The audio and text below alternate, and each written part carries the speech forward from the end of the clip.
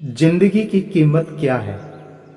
दोस्तों नमस्कार। आज की इस मोटिवेशनल स्टोरी के माध्यम से हम जानेंगे कि जिंदगी की कीमत क्या है।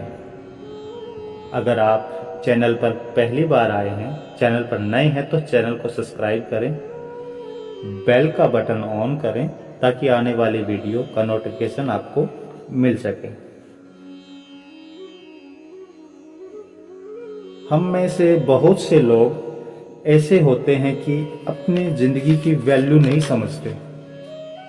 कुछ लोग अपनी जिंदगी को नशे में बर्बाद कर देते हैं। कुछ आजकल जो चल रहा है बीएफ जीएफ के चक्कर में, और जो इन दोनों से बच गया वो पैसा पैसा करके सारी जिंदगी बर्बाद कर देते हैं। आज हम जानेंगे कि असल में हमारी जिंदगी की कीमत क्या है, हमें जिंदगी को किस तरह से जीना चाहिए।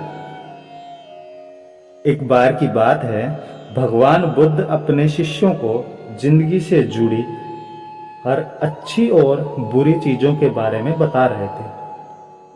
सभी शिष्य उनकी बातें बड़े ध्यान से सुन रहे थे। उन सभी शिष्यों में एक शिष्य था जिसकी प्रश्न पूछने की बहुत आदत थी। वो उठा और भगवान बुद्ध के पास गया। शिष्य ने कहा, हे गुरुदेव, आप हमें जिंदगी के बारे में जो सिखा रहे हैं उसका क्या फायदा है, क्योंकि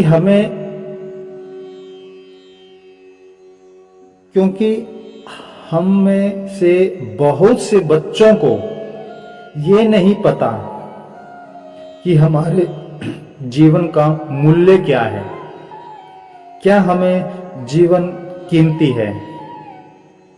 गुरुदेव हमें जीवन के मूल्य के बारे में बताने की कृपा करें। शिष्य की बात सुनकर भगवान बुद्ध अपने कक्ष में गए और एक चमकता हुआ पत्थर का टुकड़ा लेकर आए और उस शिष्य को दे दिया। बोले, मैं तुम्हें जीवन का मूल्य बताऊंगा।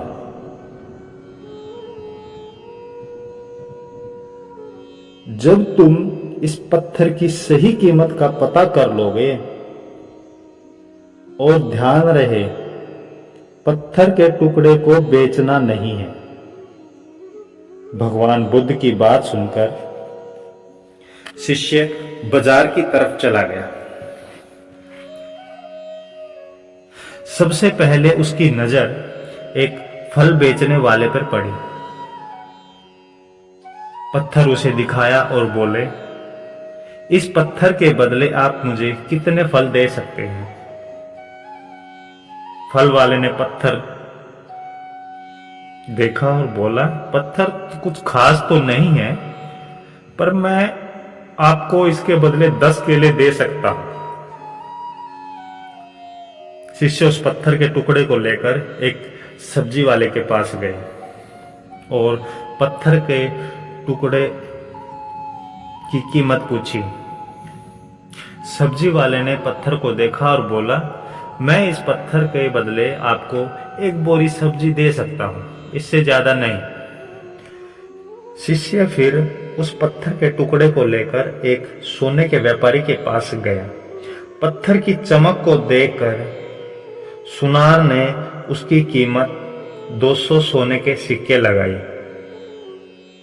शिष्य ने टुकड़ा बेचने से मना कर दिया, तो वो सुनार उसके बदले 300 सोने के सिक्के देने को भी राजी हो गया, लेकिन शिष्य ने वो पत्थर नहीं बेचा। फिर शिष्य एक हीरों के व्यापारी के पास गया। उसने वो पत्थर का टुकड़ा उसके सामने रख दिया। पत्थर को देखते ही व्यापारी ने एक साफ कपड़ा बिछाया और उस पत्थर को उस कपड़े के ऊपर रख दिया।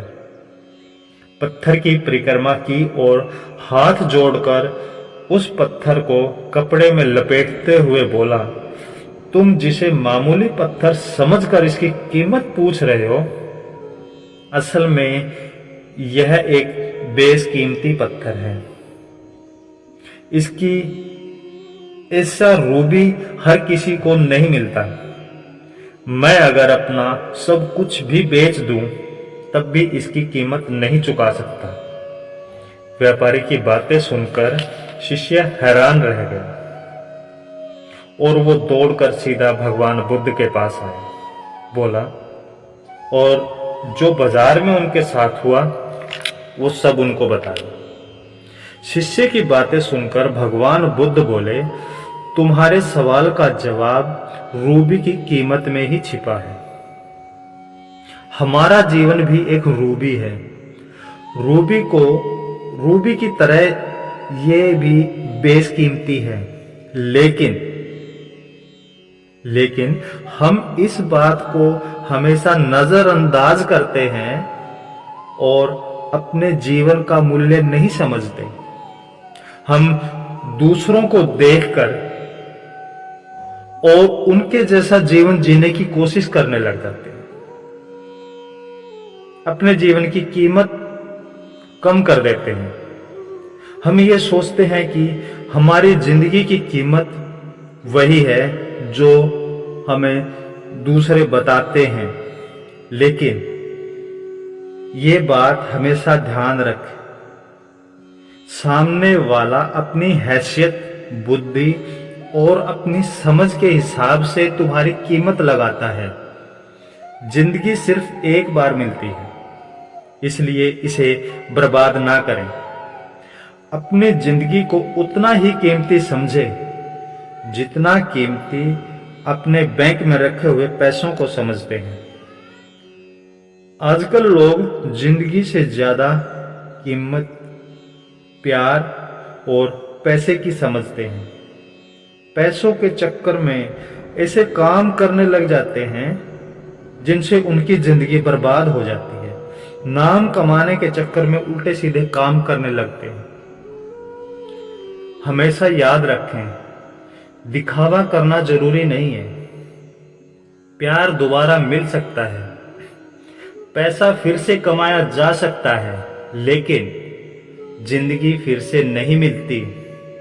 इसलिए अपनी बेशकीमती जिंदगी को अच्छे से जिए, हर पल का आनंद लें। कभी ये ना सोचे कि आप इस दुनिया में किसी काम के नहीं हैं। कभी अपने जीवन का व्यर्थ न समझें। अपने आपके होने या ना होने से कोई फर्क नहीं पड़ता। जब भी ऐसा विचार आपके मन में आए तो खुद को याद दिलाएं, जीवन एक रूबी है और रूबी बेशकीमती है, इसकी कोई कीमत नहीं है।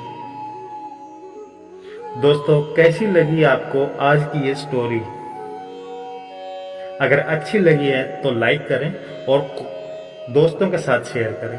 कमेंट बॉक्स में जरूर बताएं। मिलते हैं एक ऐसी ही नई कहानी के साथ। तब तक जय हिंद, जय भारत, वंदे मातरम। धन्यवाद दोस्तों।